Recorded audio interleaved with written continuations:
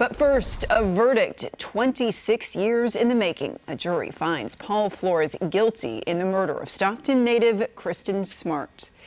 We have a lot to get to tonight. Thanks so much for joining us at 5 o'clock. I'm Elizabeth Kling. And I'm Curtis Ming. Both Paul and his father, Ruben, were charged in Smart's disappearance, with separate juries deciding their fates. And Paul Flores was found guilty of first-degree murder while in the commission or attempt to commit rape. He was Smart's classmate at Cal Poly when she disappeared back in 1996. But his dad, Ruben Flores, is acquitted, found not guilty on the charge of being an accessory after the fact. Prosecutors accused him of moving Smart's body, which has never been found. And we heard from Ruben Flores moments after the verdict was announced, as well as Smart's family, who spoke less than an hour ago. CBS 13's Madison Keevy has been covering the trial from the start, and she is in Monterey County with the late-breaking developments. Madison? Hi, Curtis. Yeah, this has been an emotional day, one that we keep saying and hearing again and again has been more than 2 decades in the making. And there were some firsts today as well. The first time we heard from some of the closest to this case, to Kristin Smart, in as many years. This is one that started, again, we knew coming into today that the verdict for Ruben Flores was in. We found out later it was not guilty. And then, of course, Paul Flores, the former classmate of Kristin Smart, found guilty of her killing back in 1996. But walking out the front doors today was his father, Ruben, after this, and actually spoke to media for about 15 minutes, just minutes after he learned his fate. It was asked to him how he felt knowing that his son was found guilty, but he was not. And it's hard for me to describe, but all that stuff they say is evidence. You look through it, and there is no evidence against anybody, me or Paul. There wasn't any time, and just too much made-up stuff. That's all I can say.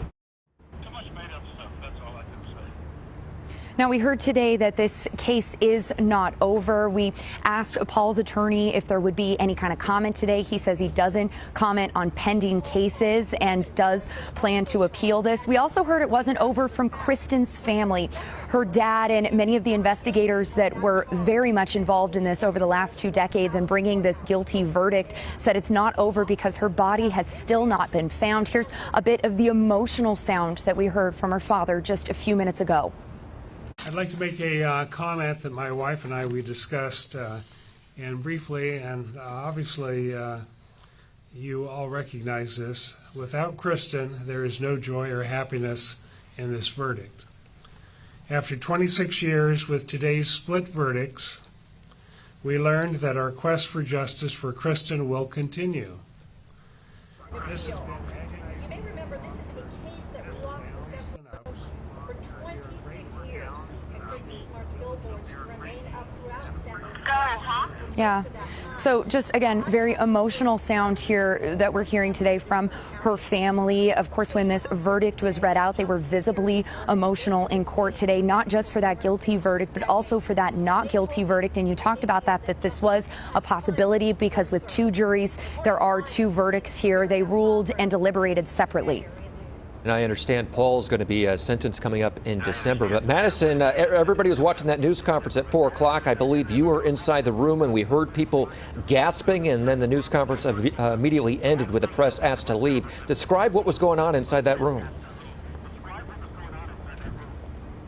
Yeah, so at the end, towards the end of this conference, rather, one of the members of the media that was inside that room did faint. She was conscious when we were asked to leave so that medical professionals could get to her, of course, and she could be taken care of with privacy. And that was something that happened really quickly. Other members of the media were calling to make sure that emergency personnel were on site. And many of the sheriff's officers that were in that room came immediately to her aid. But of course, just adding some drama to what's already been a very dramatic and emotional day. Very much so. We had heard from the family, though. We heard from the investigator and we heard from the DA's office. And they had a very well thought out news conference coming to an abrupt end. But I do think we did get the gist of what they were trying to say.